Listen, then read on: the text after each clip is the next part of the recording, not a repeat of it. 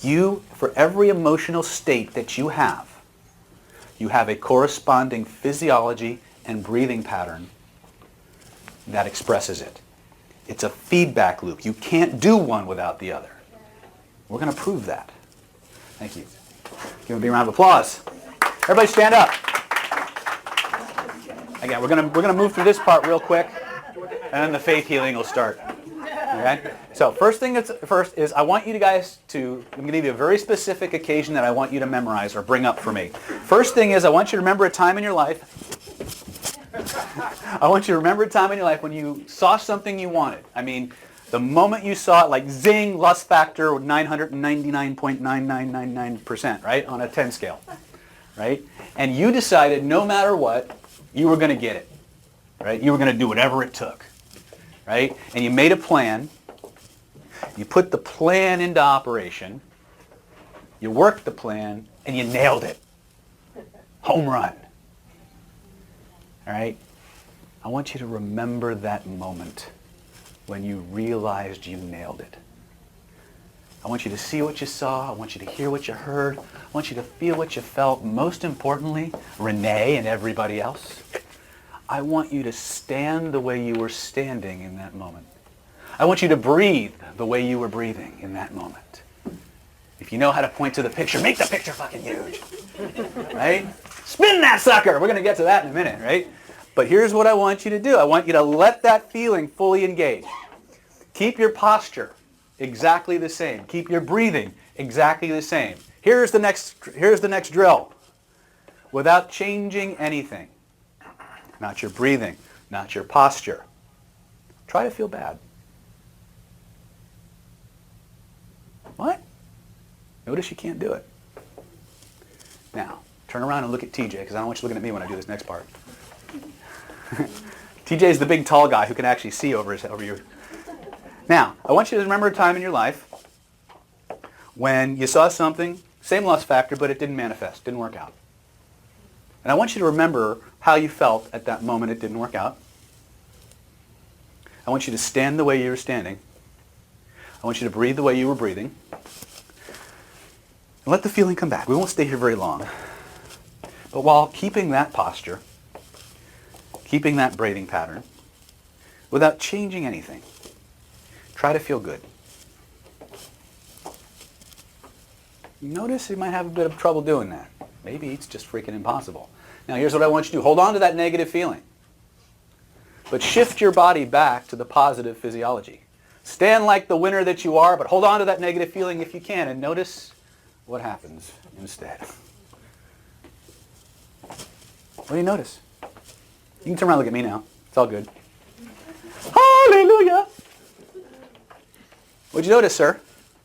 I felt bad. What'd you notice, Normal? I went from shifting, from that, hopeless feeling to, okay, now I can do it. In spite of the fact that I consciously told you to hold on to the negative shit, right? That's my point. For the most part, unless you are an elite athlete, someone who's specially trained to exert willpower in high-stress situations, your physiology will dominate your psychology. The physiology dominates the psychology unless you have had specialized training. Okay? You can take that to the bank. Now, when you activate this aspect of your somatic reality, you can control any feeling you're given and decide what to feel instead. It is the ability to change your posture that allows us to exert control over ourselves anywhere, under any circumstance, for any reason. If you're feeling shitty, chances are your posture shows it. If you change your posture, you can't feel shitty anymore. Shitty being a technical term. Specialized human influence technologies. All right, have a seat. Okay. So, first things first. If you don't know what else to do, change your posture. Change your posture. Right? Second thing, change your breathing. Now, breathing takes a little bit more cognition. Whenever we experience pain or fear, mostly fear in this case, our breathing tends to stop. We tend to hold our breath. It adds to the stress and the arousal in our system, and it becomes harder to exert cognitive control. The next thing that we're going to talk about is from a Russian martial art known as Systema.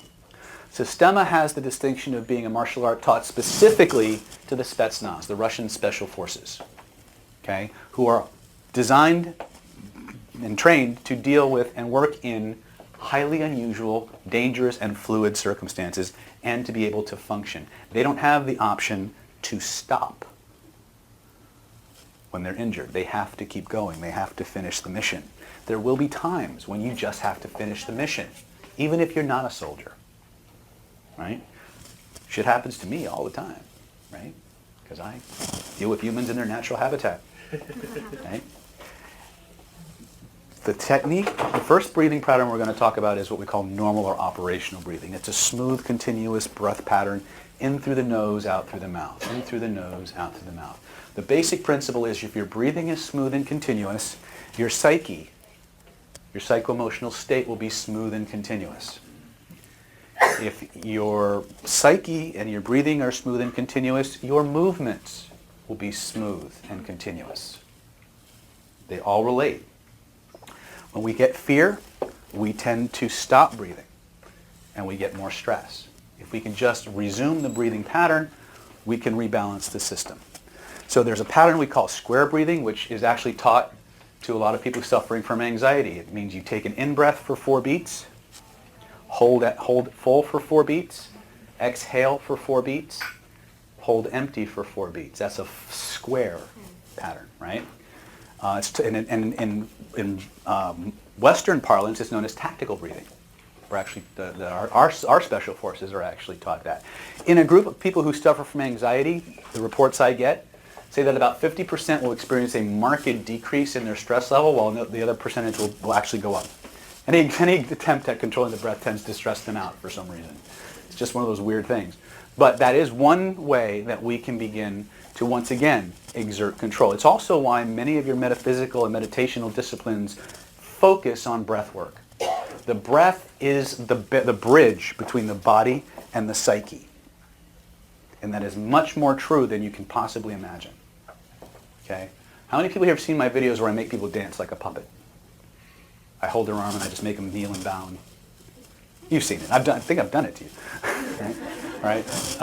You've seen it numerous times, right? You can go on YouTube and watch it. I won't waste your time with it here because we want to get to the nitty-gritty. Now, that's for normal operational breathing if you're stressed out. But what about emergencies? What about when something cleans our clock, or we take a hit, or an accident happens right in front of us and we panic? What do we do about that? Well, first thing, change your posture. The second thing is activate a breathing pattern. The breathing pattern we're going to work with first is known as burst breathing. Burst breathing is kind of hard to describe, but you have to actually connect your consciousness with your breath with the part of your body that hurts. Do we have any martial artists in the room? Okay. What's your art, sir? Oh, cool. I'm a Kosho guy. I know. Right? Can I borrow you for a second? Normally I'd have people just do push-ups on me, but it's just, you won't see it. So one of the things that happens, and I'm going to demonstrate, I'm going to let him do the burst breathing because I want him to feel the difference with this. The secret is when we start working with burst breathing, you have to treat your breathing like a suction pump or a siphon. Anybody ever siphon gas out of a car? No, not us, right? Right. So if I do a finger lock on him, going down. Right. Finger lock is a very simple way to test this, and any kind of a shoulder lock is also very good. I'll show you some other ways you can practice this. If during the breaks or whatever you want to put each other in pain and practice getting out of it, it's a good way. This is also, from a more yogic perspective, this is also a very good way to become more flexible. Because once you understand this concept, see, in the Russian martial arts, fear is not just an emotion. Fear is an energy. It's an energy that accumulates in the body. And utilizing the breath and the consciousness, we can siphon that energy out of the body. Now, one of my students, I didn't do this, he did it, took it to a little bit of an extreme, and he would challenge his friends to arm wrestling matches. And while the person's trying to arm wrestle him, he would use this burst breathing and suck the energy out of the person's arm. And they'd be going, ah! And they'd be like struggling, and he'd be like, right? So the secret here now is as I apply this lock. Now we don't want to jam it because again his psyche isn't trained at that level yet. So we start with something that's mildly discomfortable, right? Just enough. Now I want you to, Mark, I want you to put your mind in that part of your joint that feels the pain. All of them, or just that one? Just that one. Okay. All right. Okay. And I want you to, when you inhale through your nose, I want you to imagine you could suck a little tiny piece of that discomfort out of the joint to the back of your throat and literally spit it out. Excuse me. Okay. And notice what happens to the feeling in your hand. What feel?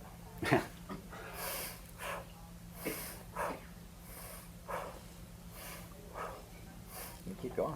I'm actually doing it harder than when I started. Yes, you really. You see? Now, in order to do that, you have to bridge. Now, some people, when they see this on YouTube or whatever, they just start going, and they just start breathing without putting their mind in the part. So the way this works, thank you, give him a big round of applause. The way this works is we have to link the mind and the breath, and we have to be willing to stop what we're doing long enough, at least to practice anyway, to be able to draw the tension and the pain out. And you take little sips.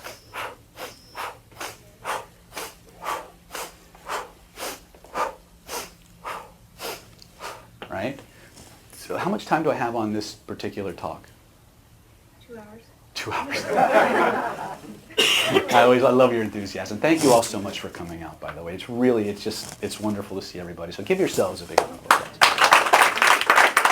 I also want to take the time to thank our staff, Alexa and Linda and Tracy and Dr. Don and Candy. And if I forget, and of course TJ, who's like our techno god, right? And anybody else who's part of the team that I did not mention, thank you so much for everything. It's been a wonderful 10 years, and things are just going to get more exciting because we're making new breakthroughs and discoveries here every single day. But remember, first and foremost, you got to control your state if you want to control pain. If you can't control your state, it's not going to matter. Fastest way to control your state is to control your posture. Then you control your breathing. Once you have your posture and your breathing under control, now you can direct it to the problem area. Understand that? Because in order to apply the next set of techniques, you've got to be able to focus and pay attention and follow the instructions, right? The next piece that we're going to play with, actually, let's do this. Let's practice this first. Irmal, can I use you real quick? So I want you guys to have an experience of this. Now, you can do the finger lock like I did with Mark, which is basically that kind of a movement, right? But that's a little bit technical. But another way you can do it is you can take the shoulder and you can twist it so it's nice and tight, right? So if I can get Irmal to twist my arm, right? So my shoulder starts to deform. Now there's going to be some tension. There's going to be a little bit of discomfort there. And all I want to do, once again, is I want to put my mind in that area. God, I hope this works. I haven't done it in a while, right? And again, all I want to do is using small micro movements come back to my structure. Oh, wow. You can twist again. Oh. Right? So his arm isn't moving, but I'm going back to structure, right? And if he twisted it really, really hard, now I would take not just that small micro movement, but I would use my breath.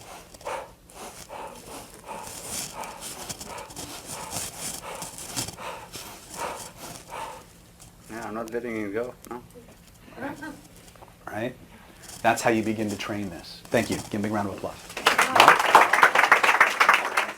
You have to start, remember, this is not something that you can learn at a seminar, keep it in your back pocket, and then whip it out when the trauma happens or when the emergency happens. You have to practice it and train it as a skill, right?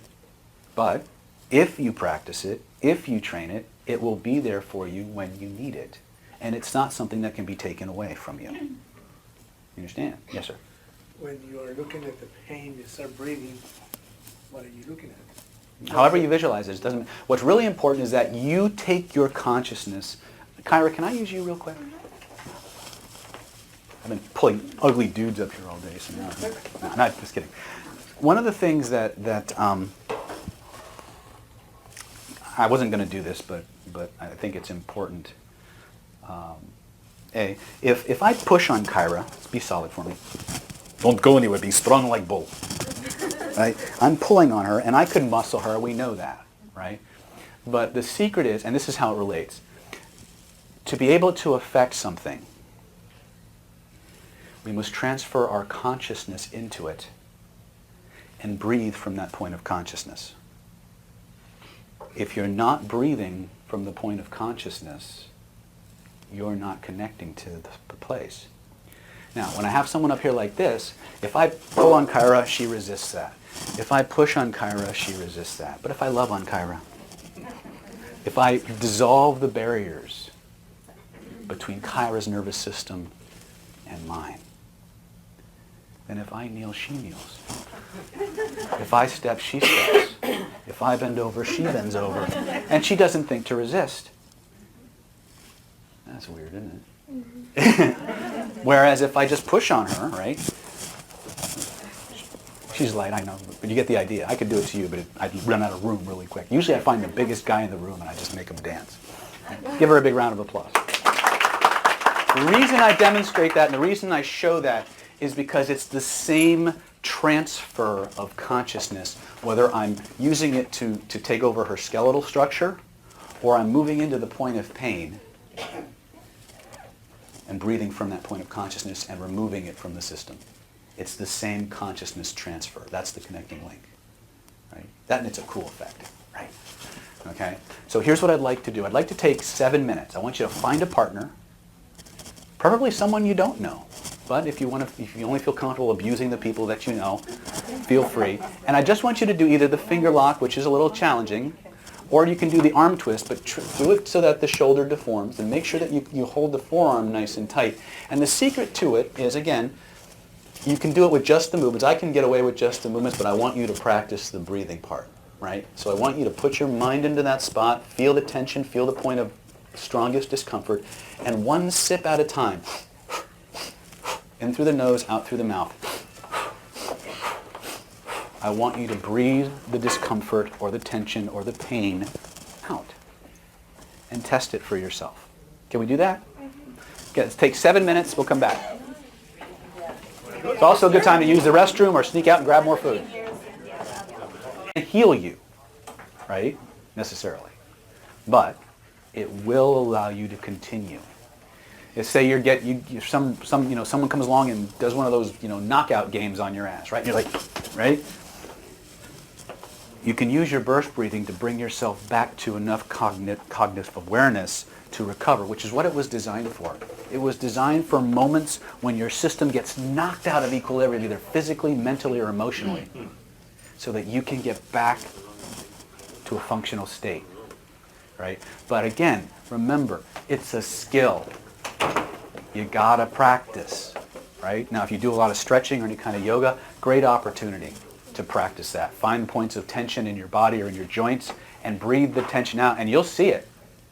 You'll see the limbs just start to just deflate, right? But again, it's a skill set. Once you have that, once you have the ability to return to something functional, now we can get a little bit more nuclear. Right? This technique is probably one of the techniques I'm most infamous for. Okay? And the technical term is called Neurosomatic energetic repatterning. Thank you. Or one of my medical students came up with a different term because the other one was way too friggin' long. He said, we should call it psychosomatic neuromodulation. And everybody in my class said, spin. We'll spin it. Right? And that's where the term spinning comes from. Okay? Spinning is based on the idea that the human nervous system, the human being, which in my world, the nervous system and the unconscious mind, subconscious mind dynamic, and the conscious mind, it's synonymous. When I say the nervous system, I'm talking to that whole entity, is a fractal holographic information processing system. Your brain is simultaneously literal, analogical, and metaphorical. Neuroscience is backing this up. Embodied cognition studies tell me that the same parts of your brain that modulate physical warmth will also influence emotional warmth. To the point where if I give you a warm drink to hold while I'm presenting information to you, you will view me more warmly emotionally than if you were holding a cold drink. If I want you to judge something more harshly, I will put you in hard-backed seats, and you will tend to judge me more harshly than if I were to put you in a comfy, cushy, soft, padded seat. Your judgments of me, your opinions of me would be much softer. Get the first row on me. That's right, because you're the ones that matter. This is how literal and metaphorical at the same time our systems are. Now that word metaphor becomes extremely important, especially when we get to the trauma section of today, where we talk about my approaches to trauma and what was later verified through Brent Baum's work in holographic memory resolution, which is another way of saying hypnosis, but it's a different form of hypnosis. But again, they're hand in glove with each other, and because they embrace the same system. Going back to the very first thing I taught today, if you can point to it, you can change it. You understand that? Point and click therapy. If you can point to where you feel it, you can change it. All right? So, does anybody have, I know what you're going to jump up here, but, all right. But anybody else besides Ermel who has a pain? What do you have? Come on. Yes. I'll get you in a minute. I'm going to demonstrate it a couple of times, and then I'll teach you the process, and then I'll have you do it on each other once or twice. Right? You already know this because you went through my training, right? So what do you got? Headache. Another headache? Yeah. Fine. Point to where you feel it.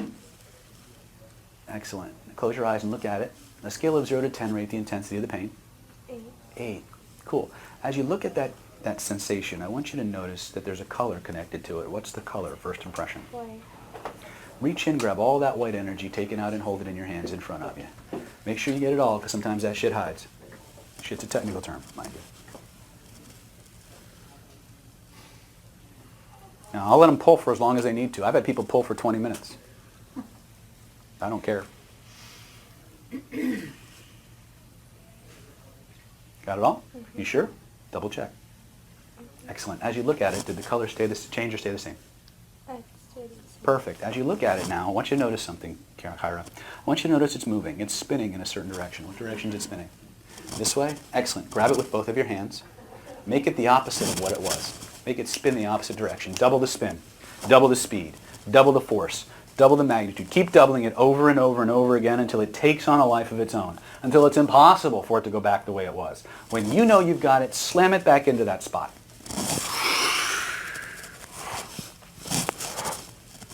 Notice the change. Notice it's gone. Scale of 0 to 10, rate the remaining feelings.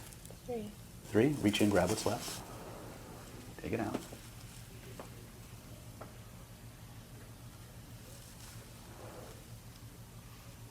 Notice which direction it's spinning. Find the direction that makes it feel exactly the way you want to feel instead. Double the spin. Double the speed. Double the force. Double the magnitude. Keep doubling it over and over and over again till it takes on a life of its own. Until it's impossible for it to go back the way it was. When you know you've got it, put it back in. Notice the change. Notice it's gone. Scale of 0 to 10, rate the remaining feelings. Yeah. Big round of applause. By the way, Kyra, try to bring it back. Notice what happens instead. You can't bring it back? Oh, shit. Let's see. Can it really be that easy? No. That's the test. You see, pain is an interpreted response. That interpretation has a direction, it has a color, it has a shape, because that is the language of the human nervous system. If you change the way a word is spelled, you change the word. Does that make sense? From a TCM perspective, for those of you who have a background in Oriental medicine, law of yin and yang. There's a lot of actual Oriental medicine theory in what I just did. Law of yin and yang tells us that yang and yin are opposites and complements. Together they form a whole. One cannot exist without the other. The beginning of one is the end of the other. The end of one is the beginning. It's all interweaved that way. Here's what that means in terms of pain as we understand it. It means at the most simple fundamental level your system is binary. It means it cannot create a code, a word in its language for one thing like pain without automatically creating the word for its opposite. Understand that? If I can create a hologram that spells and creates pain in the body, I must simultaneously, by default, create its opposite. And that is built in to this process. Because the minute I point to it, I've directed my awareness back to the grid, that holographic panel that we talked about. And now through analogy, activating the different cortexes of the brain, I am now interacting with that program and changing the program so that the nervous system plays it differently. The nervous system doesn't care. It doesn't care what it plays. It's like a speaker, right? So the moment I have you take it out and look at it, and you know there's a color, you know there's a direction, those are the things that symbolize or spell to the nervous system pain. But what did I say to her? Physically grab it with both of your hands. I've just taken up a massive amount of real estate in the brain. Massive. The only thing that actually affects more areas of your brain than your hands is your eyes, which we also used, didn't we? Right? I'm lighting your neurology up like a Christmas tree. It's very common. By the way, did you notice you sweated a little bit? You didn't notice? A lot of people, when this happens, I did it on a lady for emotional eating yesterday, and we spun it, and she broke out in this massive, I said, I can't believe that. I've had hypnotherapy before. I've never had that happen before. Right? Because it's not just in your mind as you understand it. Your mind is your body. You got to get over that. One of the things hypnotists don't realize, and I've actually put this out there, is that the biggest part of your subconscious mind is your body. Right? And if you're sitting there like a lump of meat in a chair, you're not tapping into 1/10 of the potential that that system has. So get the body engaged. Get the body involved. And you can't not change. You can't not change. Right? There are some dynamics and tweaks, but I'm going to give you the basic. If you want more, we can always teach you in other classes and things. But point to it, find the color, pull it out of the body. Physically pull it out of the body. As you look at it, the first thing you want to notice is, did the color change or stay the same? Then notice the direction it's moving. If it's something you want less of, grab it with both of your hands. Make it the opposite of what it was. That's what I did the first time with Kyra. Yes? Change the color too at the same time? If you want to, but I just start with the direction. Direction is usually more than enough. Okay? Make it the opposite. Spin it like a wheel in that new direction. Physically spin it. Get your meat suit involved. Trust me on this. Well, actually, don't trust me. Just do it and prove it to yourself. Fuck trust. Prove it. Right? Spin it faster and faster until it takes on a life of its own. Until it's impossible for it to go back the way it was. When you know you've got it, slam it back into that spot. Now, I didn't want to give Kyra a concussion by slamming it into her head, but in other places I would actually tap them a little bit as they went in, because it shocks the system and the nervous system goes, holy shit, something actually did happen. And then it engages. Yes? What if you actually can't see a color and you can't see a spin? Can you point to where you feel it? Can I point to, yeah. Can you pretend it's spinning? So you go into pretend the color, pretend the spin. It'll still work. Okay. It'll still work. This is what I mean. The mechanisms that control playing pretend, like when you're a little kid, are the same mechanisms that are in operation in deep trance. Yes? Why do you have to put it back in? You don't. But nature abhors a vacuum. Okay. Right? I've had people who refuse to put stuff back in. Because when you do the framing, you get rid of it. Yep. You put it back. Well, you're not getting rid of it when you frame it. Yeah. You're refiling it. Remember, this sphere around our bodies that I talked about earlier, it's a filing cabinet. We put that stuff we don't like the same place we put our taxes. Anybody here pay taxes? Right? If you notice me walking with a distinct limp after the 15th, you'll know I just paid mine. Right? But think about your taxes for a minute. Right? You spend 12 months accumulating stuff. Every bill, every receipt. And if you're like me, it's in a shoebox somewhere that you dread ever going into, right? But then finally you sit down, you suck it up, bottle of brandy, some preparation H. You slog through it, right? You organize your files, you fill out your tax return, you mail the check, crying all the way, send it off, and then you're left with a box of stuff that you absolutely do not ever want to see again, but you're not allowed to get rid of. So what do you do with it? You put it somewhere where for all intents and purposes, it's done. But if for some strange reason you need to go back and check a file, it's accessible. Right? Your neurology treats anything that is behind you and farther away that way. For all intents and purposes, the program is turned off. It's done. It's over. It's behind us. Right? These are literal metaphors for spatial locations where we store information neurologically via holograms. If you learn how to interact with the holograms, you can control pretty much anything. Right? I think we've just scratched the surface of holographic mind control theory, but it's freaking cool. Right? Honestly, I started playing with the holographic mind control theory in my normal regression sessions. And what used to take me 90 minutes took me a half an hour. And I didn't have to dredge up trauma, which is huge. Huge. Especially if you're a clinician, you'll understand that. Because some things you got to get rid of that emotional crap. And there's no other way, right? I'll still go back to old school if I need to, but right now, I'm having too much fun with the HMR stuff and the holographic mind control stuff. So my point is, though, everything human beings do is holographic in nature, but the nervous system only presents you with the aspect of the hologram that you ask for.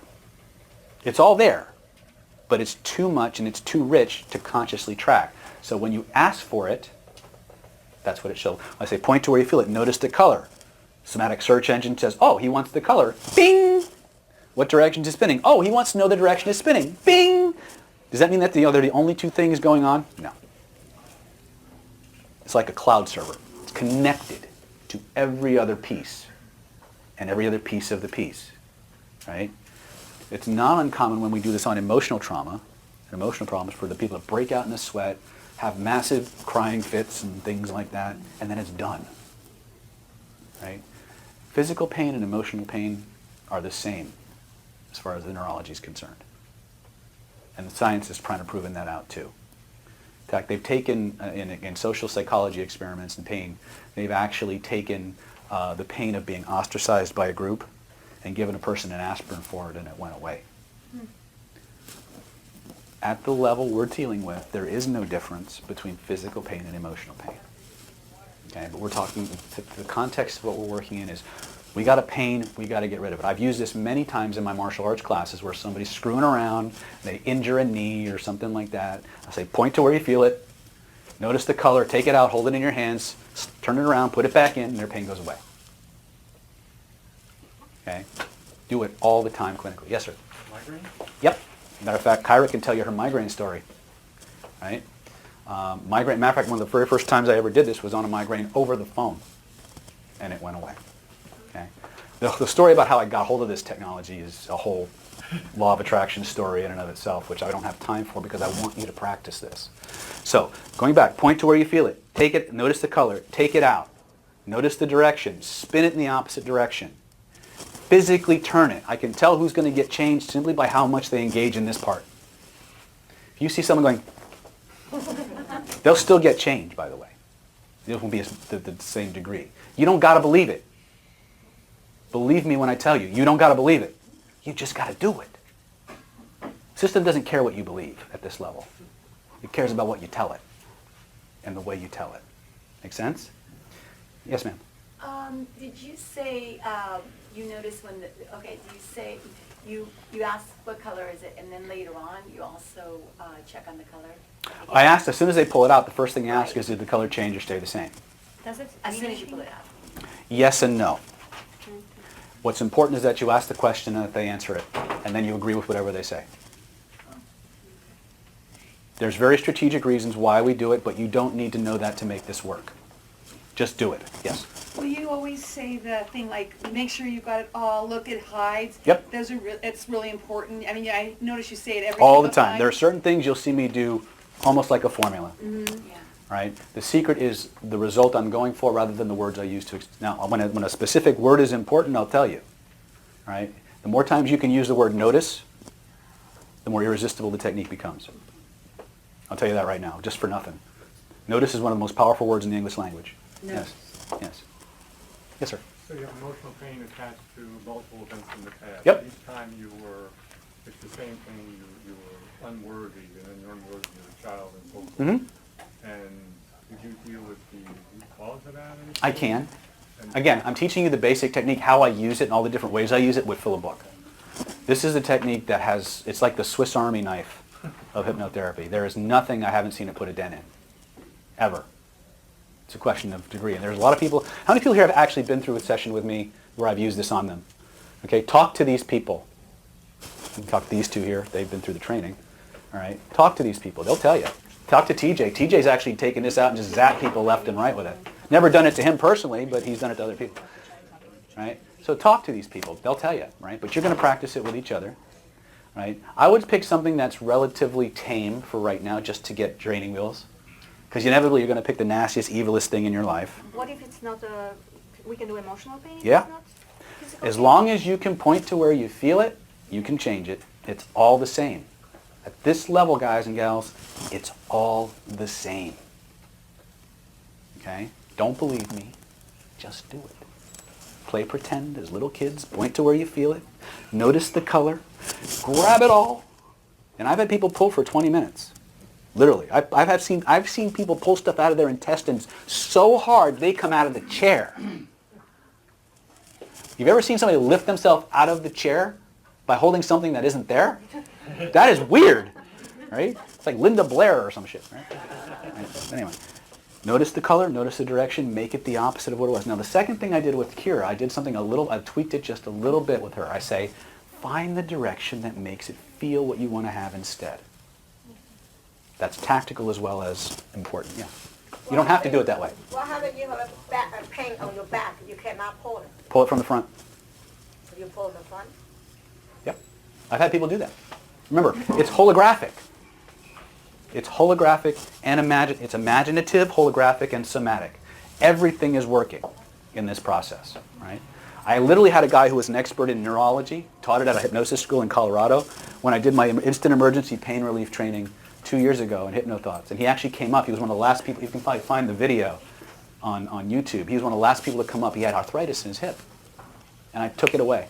Like 2 minutes. Done. And as he's sitting there, all of a sudden, as I'm wrapping up the seminar, I goes, holy shit, you're right.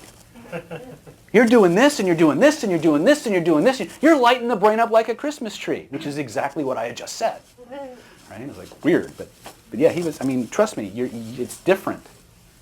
It's different. Yes? David, did the arthritis go away or just the pain? That's the thing we're trying to figure out because using the law of yin and yang, TCM, the first thing that comes back no matter what is the function. So if you look at the body from a TCM perspective, the yang perspective is the functional component. It's the energetic, the functional side. The yin component is the structure, right? My mobility is my yang component. What's holding me up and allowing me to move is the yin component, right? Yin takes longer to regenerate than yang. Yang is very quick, right? So what we see, we have evidence for both, by the way. We have TCM? traditional Chinese medicine. Okay. I have a degree in Oriental medicine, in case you didn't know that. Yes? So you're saying if you have a pain in their intestines, you can pull it out, picture it as like something pleasurable instead of painful. No, what you do is you find out what the coding system that the neurology is using to generate pain, change it to its opposite, amplify it, and slam it back in, and the neurology will run it just like it was running pleasure instead. It'll start to actually unwind the problem from the future back. Isn't the opposite pleasure to pain? Yes, So that's what I'm saying, like you pull it out. yes, but I don't say that. Oh, okay. I never say that. There's this thing we call in NLP called ambiguities. When we activate ambiguities, different parts of the brain take over. So there are times to be very specific, and there's times to be strategically vague. So one of the ways I do that is when I say make it the opposite of what it was, I never say turn it to pleasure, right? Because some people may have a resistance to feeling pleasure, right? But the minute I say make it the opposite of what it was, two things happen simultaneously. The brain doesn't know if I'm talking about physically moving it or I'm giving the suggestion to make it the opposite. So it processes both simultaneously. And then you get the same message coming through on different channels. They meet in somewhere in the neurology, and the change engages. Okay? Does it work with scars? I haven't tried it. I have a lot of information. I have a lot of ideas about how to deal with scarring, but I haven't tested them yet. So, but let's work on this. Can we do this for a couple of times? So find somebody that has an ouchie, and it could be a physical or emotional ouchie. Can I use you for a minute, Laura? Yeah. I'm just going to go through this process. Can you see her? You're teeny. Gosh. Thanks. I like teeny people. Yay, viva la small people. Yeah, Right? exactly. All right. Yeah. All right. So here's the thing. Let's go through this process. Point to where you feel it. Okay, right here. Okay. Look inside with your inner eyes. She's got something. She just decided to grab something, right? Mm-hmm. Okay. Notice there's a color connected to that feeling. What's the color, first impression? Black. Excellent. Reach in, grab all that black energy, take it out, and hold it in your hands in front of you. Make sure you get it all, because sometimes that shit hides. Shit being a technical term, mind you. Keep pulling. And it's okay if you feel stuff emotionally. That's just part of the process. I'm sweating. I know. Just keep going.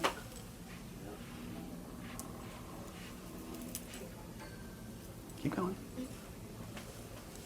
And I literally have had people pull for 20 minutes, and I don't care. I will stand her up here and let her do it. I'm not sure anymore what I'm That's right. All right. When you got it all, just hold it in your hands. Excellent. As you look at it, did the color change or stay the same? Yeah, it's brighter for some reason. That's right. Now, as you notice that brighter energy, I want you to notice something. I want you to notice it's moving. It's spinning in a certain direction. What direction is it spinning? Physically grab it with both of your hands. Now, is this something you want more of or less of? Let's have it. What I want you to do is make it the opposite of what it was. Physically turn it with both of your hands. Make it the opposite of what it was. Double the spin, double the speed, double the force, double the magnitude, Laura. Keep doubling it over and over and over again until it takes on a life of its own, until it's impossible for it to go back the way it was. When you know you've got it, slam it back into that spot.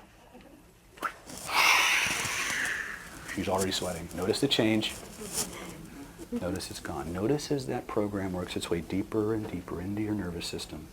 Any program, any belief, any memory that's not in harmony with this new process, it's going to be shed by the system. It's going to be purged, like a snake shedding its skin, like old software being uninstalled by newer, better, more powerful software.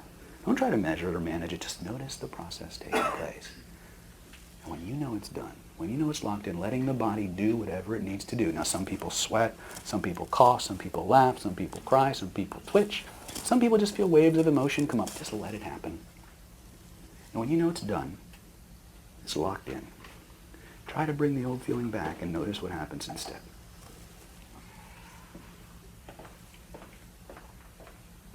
I can't feel anything right now. You can't feel anything. Scale of 0 to 10, rate the remaining feelings. What's that? Scale of 0 to 10, rate the remaining feelings. Oh, I don't know, maybe it's 0 or 1, like I can't. Look inside, is there any left? Because I don't know if I'm confusing it with something else right now. Like She's still processing. Did you break out in the sweat? I did, yeah, I'm sweating. Okay. It's very- Now, the intervention is very, very quick. You did an emotional thing, did Yeah, some anxiety Yeah, stuff, yeah. you? All right. But I So- never sweat even in Arizona at 110 degrees. She's sweating bullets right now. And it's okay. Now, you notice I haven't let go of her. Because once they enter this phase, you have to hold the space. You understand that? You, as the practitioner, have to let them be safe and help them to be safe and let them feel whatever they need to feel for as long as they need to feel it. Now, don't be surprised many times. Some people will break out, like Laura's very, she's a sweater. Actually, she glistens, right? All right. A lot of people, about half the people just break out in a sweat. Sometimes it depends on what the problem is. Seems to be always, a lot of it, well, actually, no, it's not true. I haven't noticed a correlation between physical or emotional because it's really hard to separate them after a while, right? But how's it feel now? I don't know, I feel like a thing in my brain, which is a good feeling though. Yes. Give her a big round of applause. Sometimes you just need to wait and let the process work out. I don't want to sleep. This is what I call reverse regression. In regression technology, we go back to the initial cause. With spinning, we start in the present moment, and when we reverse the spin, it rewinds. So you'll see like this unlayering effect start to happen. And many times you'll see a spontaneous perspective shift, or information will pop into their head that was there all along but was hidden behind feelings or whatever. So a lot of different changes can happen, but that's, again, it doesn't, I have 5 documented cases of curing a broken heart. So this doesn't really matter what kind of pain it is. It's very strategic, it's very surgical. Are there other things we can do to make it more comprehensive? Yes, but that would just keep us here longer, and I want you to practice. So find a partner, fix their boo-boo, come back, and then we're going to do a raffle. Okay? Let's take 5 minutes for this. Shouldn't take more than 5-10 minutes.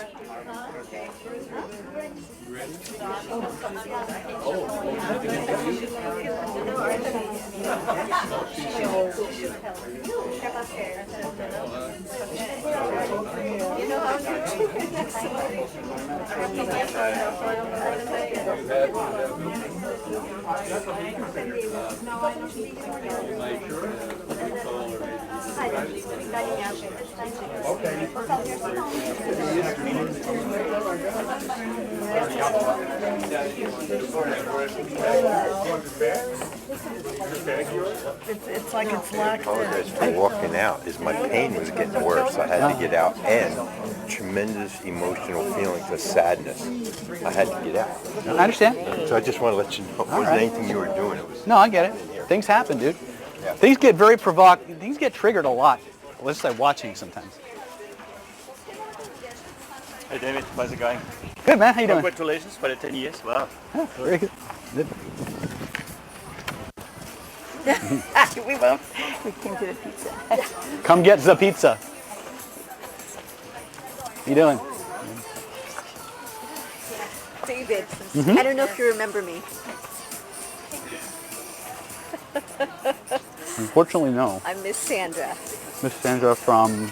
Mission Bay, and Sophie's teacher. One of Sophie's teachers. Oh, yes. And Kasia. You had your back to me last time I was there. Yes, I think so. Cool. Another, I guess, we don't usually see you, so this is a good way to... Well, thank you for coming out. Great, wonderful. Thank you. This is my friend Melody. Hi, Melody. I'm David. Nice to meet you. Hi, You having enjoying the show so far? Wonderful. Cool. Interesting, it's a lot to Very great, thanks. soak in. Yeah.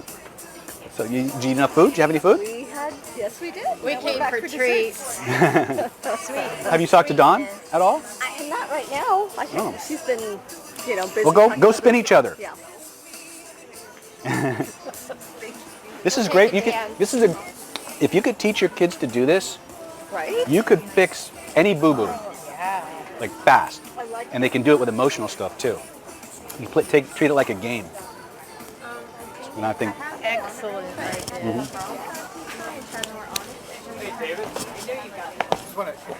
haven't introduced myself yet.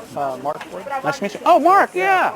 Tier 1 vodka. Mm-hmm. My wife and Hello, I'm David. my butt's in your seat, right? Yes, your butt is in my seat. I try to do long distance, and you find you got to get your butt in the seat and get in the class. I'm like, all right, all right. So I finally got time to do it, and all the stars are lining up to do it. Very cool. I'll be Very cool. next week. You gonna come in too? I'm gonna come down with him, Okay. so I'll be around. But the thing is, she just started with Southwest Airlines. Oh. And we just Nice. flew down this morning, so we're going to fly it back up. We're enjoying the tonight. joys So of we're- non-revenue flight today. Yeah. Very so cool. we're on the Very non- cool. So she'll be with me, 3 days, 4 days? I'm gonna come down Tuesday night. I'm going back on Saturday afternoon. All The right. only thing I'm trying to, I'm not going to get to the whole thing, but I'm trying to do the self-mastery, with the one I bought from you, the Well. self-mastery course. Try to do most of that before I come down to try to do this. Well, But- it's the same process. 90% of the processes are in this training as well. Right. Well, it's just good to A lot more. Hear it again, hear it again, hear it again, hear it again. And next week, are you all booked up like after hours? and all You have to this? check with my staff. I don't control my life anymore. They can talk for you. The minute I started seeing clients, 5 days a week, I lost all control of my life. It's run by my staff. So talk to Tracy or Alexa. They should be able to figure out if I have any openings. Okay. Then we'll try to do that too. Then Cool. we'll do a one-on-one. Awesome.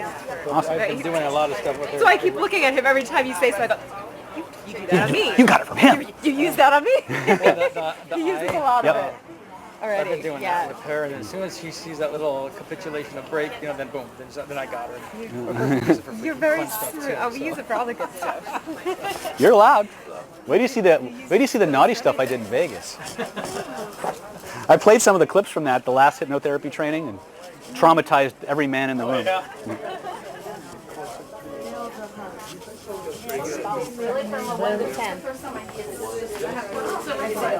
Now spin what's left. You just keep going till you hit 0. Okay. All right, we'll try it again. So have you done the holographic?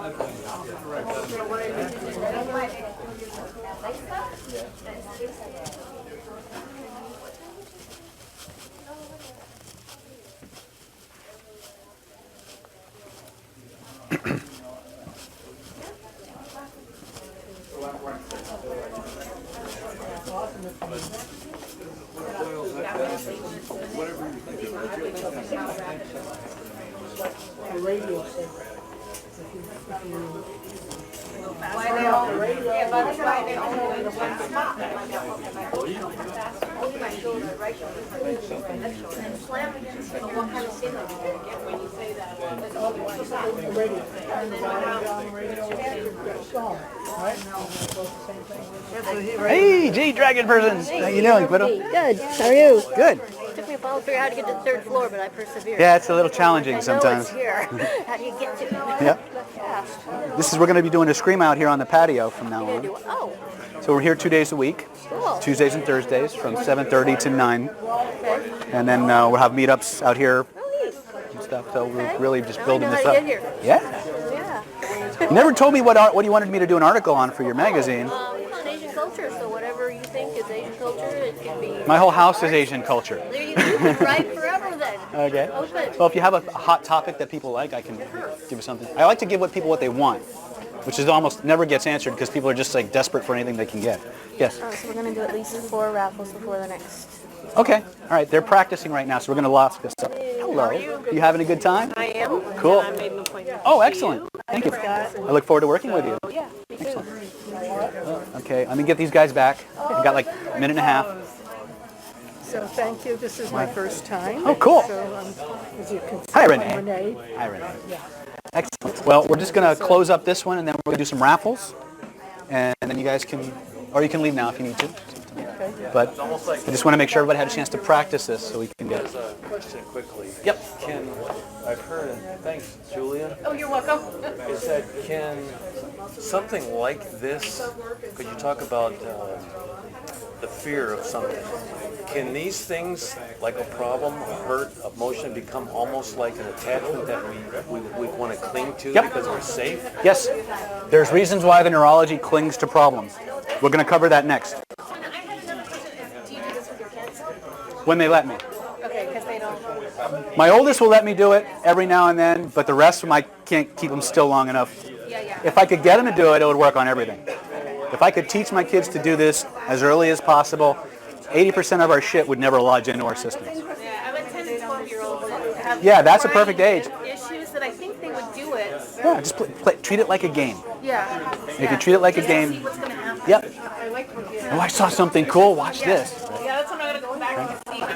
You know, because they always want to know what you're doing. All right, guys, let's come on back. Come on back. We're going to stop and then we're going to take a break, have some raffles. We'll come back. We'll talk about trauma, which I think we're kind of bridging into anyway. So.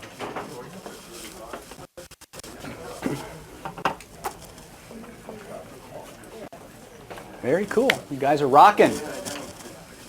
The siren call of the patio. All right. So David, Yes, sir. I didn't hear an answer to a question. You said you worked with somebody with arthritis. Oh, yeah. And A lot of did it times. hold? Huh? Did it hold? As far as I know, yeah. I zapped a guy with muscular dystrophy at a training I did in September of 2015. He came back for another training in November of 2015, and the pain still hadn't come back. And that's muscular dystrophy. That's not something. Yes, sir. Just a question, Dave, on this particular one that we just did, Uh-huh.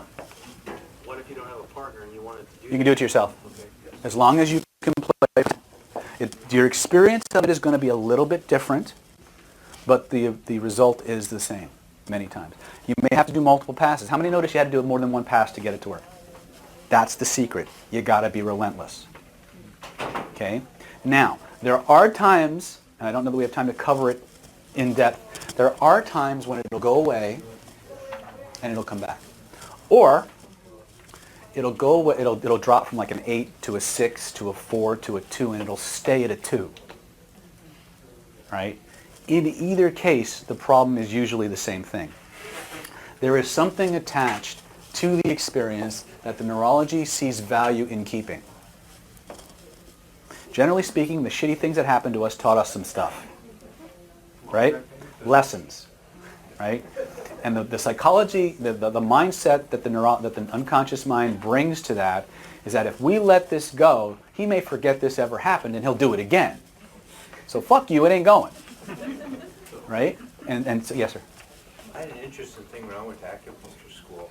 Is one of my professors and the founder of the school actually said a guy came in he was a runner and his knees were hurt and he couldn't run anymore. Yep. So he worked on his knees, and a week later, a guy had a heart attack. He said, "Your body was telling you not to run." And that's so. This is what I say when pain is our that pain to the unenlightened, to the people who don't understand the system, pain is the enemy. To the people who seek to transcend the reptile brain, pain is the teacher. It's the teacher. Remember, sensation and polarity in any direction, towards or away from, is still polarity. It's intuitive to run towards the things that make us feel good. It's sure as hell counterintuitive to run towards the things that make us feel bad and go deep into them. Time after time after time, the most substantial growth comes from what's on the other side of the pain. You have to make a distinction between pain and suffering. Pain is transitory. It's that discomfort that we go to on the way to something better. Suffering is the pain that continues because we're running away from it, because we're denying it, because we refuse to embrace and explore. We're too angry. We're blaming. Suffering is a choice. Pain is transient. You can hurt for a little while, or you can hurt for the rest of your life. It's a choice. You are not the way you are. And I'm sorry if this upsets people's worldviews or mindsets, but I will say this time and time and time again. You are not the way you are because of the things that happen to you. You are the way you are because of the way you're thinking about the things that happen to you. Period. Your memories are not real.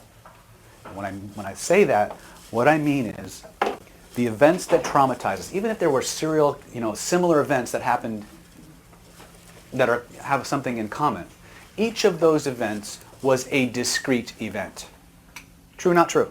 True. Your 5th birthday only happened one time, but you've had lots of birthdays, right?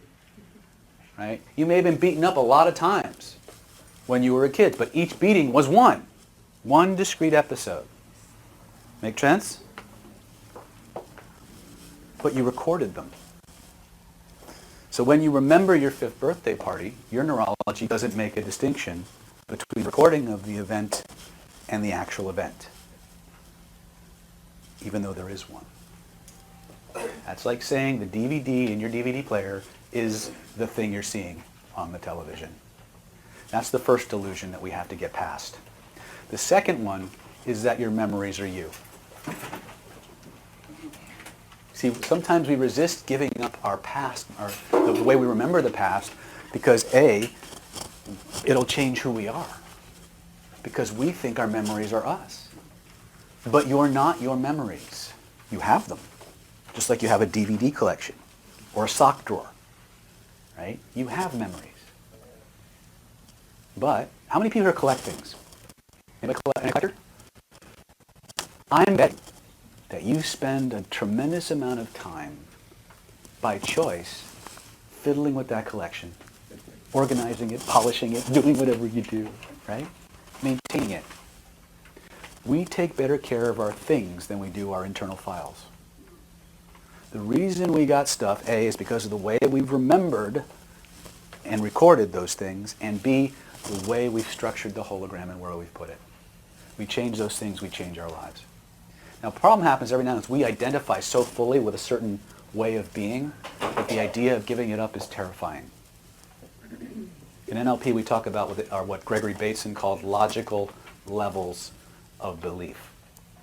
And the interesting thing about logical levels of belief was Bateson's discovery was the higher you go up on that level of logical belief, from identity or spiritual all the way down to environmental, the more you control the levels below it.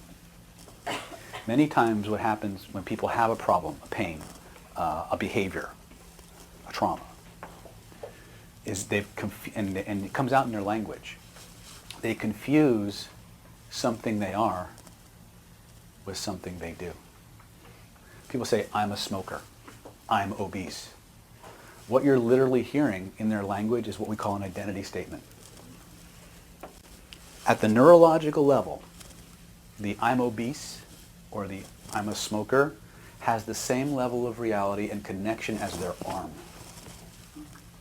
And the neurology will fight just as hard to keep the behavior as it would if you wanted to cut somebody's arm off. How many of us would volunteer to have our arm cut off, even if there was a tumor in it? Some people, that wouldn't be an easy decision, would it? Be a lot of pain of other types there, wouldn't it?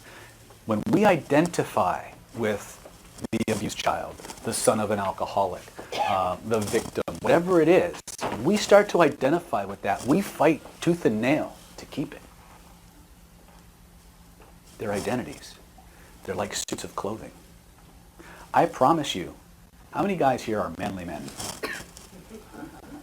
How many people have ever gone to an establishment where women dance around in scanty clothing? I bet you're a different person there than you need to go to church the next day. True or not true? True. Yes. The truth of the matter is that who we are is extraordinarily fluid. You have identities. You have personalities. But you're more than that. And that is returning to source. The moment you transcend this idea that you are what you do, that you are your behaviors, that you are your feelings, that you are your memories, and you abstract to that higher level, you gain control over every single component below it. Okay? When we get to the trauma point, we'll deal with that a little bit more directly. But if we have a lesson that is connected to an experience, you must give the neurology an alternative method to extract the lesson from the rest of the complex so it's willing to let it go. Right? There's a special technique called the magic frame that we do. And it's becoming more and more useful as time goes on in a lot of different ways. And that's specifically what we would use if we reach that point where we hit a 2 and it's not moving anymore, or it goes away and it comes back. Almost always an indication that there's some lesson, survival lesson, connected to that experience that the brain is trying to protect us with. I had a back pain student out in Vegas last year. She had an accident. She'd gone through therapy. Her back was fine. There was nothing wrong anywhere, and she still had pain when she tried to move. I said, point to where you feel it. The moment she pointed to where she felt it, I saw the little indicators let me know, oh, lesson. Everybody knows the concept of phantom pain, right? Here's what I've discovered clinically, is that many times after you've healed, the neurology will keep phantom pain in that area as a reminder not to do that shit again. When you extract the lesson from the complex, the pain goes away. Because the neurology needs to know, you're not going to forget this. You learned. And when it does, it's willing to let the rest go. Many times, I don't even need to spin it. I've taken shit away. Usually when I do this in front of groups and I want to make sure it works, I'll frame it and then I'll spin it just to make sure there's nothing that might get in the way. Right? So those are the two techniques that, when all else fails, point to where you feel it, take it out, spin it, slam it back in. Yes? If you're being zapped with pain, what's the lesson there? I don't understand. Like, let's say like 3-4 years ago, I was doing everything right, positive, had friends, saw family, positive, nothing. I didn't do anything wrong at all. And then I got attacked for 4 months with pain. So what's the lesson to be learned? That there's bad people out there? I mean, what? Or maybe it's something you need to learn. That I can survive? Or that you can fight back. I did, but then I got in trouble. So. With who? The mind police? Right? I did try to defend myself. Okay. And again, you have to ask God because I don't know. Yeah. I think God's trying to show me the good and evil in the world. There's evil and there's good. I'm sure we see that all the time. All right, so here's what I need to do. If you had normally I would say had a good time, post good things to the meetup. If you didn't, post to somebody else's. We're going to actually raffle off 4 things out on the patio. We're going to eat more food, and then we're going to come back and we're going to talk about trauma. Now, if you want to talk about trauma, we can talk about trauma. Or if you have something else that the majority of the group will not stone you for. I love questions, by the way. But remember that the more questions I answer, the more sidebars I tend to open. So a lot of what you're going to hear me talk about with trauma is hand in glove with everything we've done so far. Okay? So go on out. Let's give away more free stuff.